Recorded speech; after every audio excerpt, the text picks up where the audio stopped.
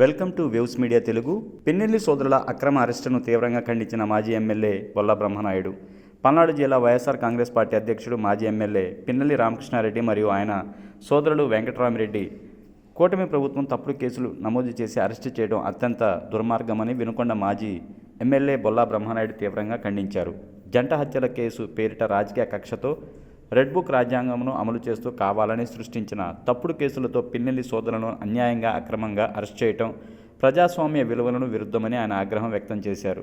ప్రజల సమస్యలను హృదయపూర్వకంగా పరిష్కరించేందుకు నిరంతరం కృషి చేసిన నాయకులపై ఇలా ప్రతీకార చర్యలు చేపట్టడం శోచనీయమని తెలియజేశారు. 4 సార్లు ఎమ్మెల్యే ప్రజాసేవ చేశాడు, ప్రజలకు అందుబాటులో ఉన్నాడు.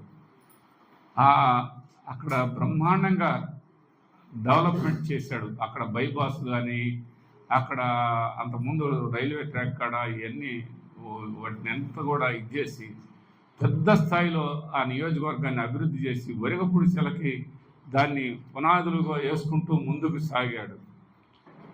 దాని పర్మిషన్లో అవన్నీ తీసుకొచ్చారు. ఇవన్నీ తీసుకొచ్చి ఇంత సేవ చేస్తే ఎవరో వాళ్ళ ఆస్తుల తగాతలు, వాళ్ళ పర్సనల్ వివాదాల్లో వాళ్ళ పార్టీకి సంబంధించిన వాళ్ళు గొడవపడి వాళ్ళు చంపుకొని చేస్తే అదే అవకాశంగా భావించి మన పార్టీ కాదు, మనకు సంబంధం లేదు, ఆ పార్టీకి సంబంధించిన వాళ్ళే అన్ని విధాల వాళ్ళే కేసు పెట్టించి ఇవాళ వాళ్ళ అన్నదమ్ములు ఇద్దరిని ఇన్నాళ్ళు చేసిన మంచిని జైలుకు పంపించారు. అది వాళ్ళ అహంకారంతో చేసిన పని. అది పూర్తి స్థాయిలో వినుకొండ నియోజకవర్గం తరపు నుంచి మేమందరం కూడా ఖండిస్తున్నామని కూడా ఈ సందర్భంగా తెలియపరుస్తున్నాము.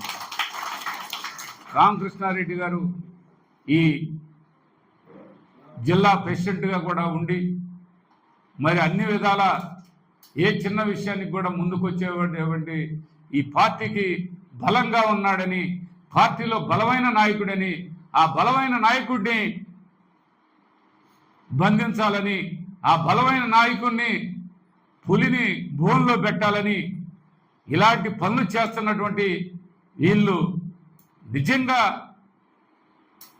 అన్ని విధాల వాళ్ళ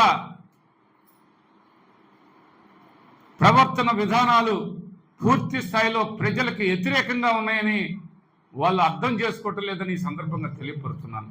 ఇక్కడ అవకాశం దొరికిద్దా ఆ అవకాశాన్ని ఆసరాగా తీసుకొని మనల్ని ఇబ్బంది పెట్టాలని ప్రయత్నం జరుగుతుందని మీ అందరికి కూడా తెలియపరుస్తున్నాను.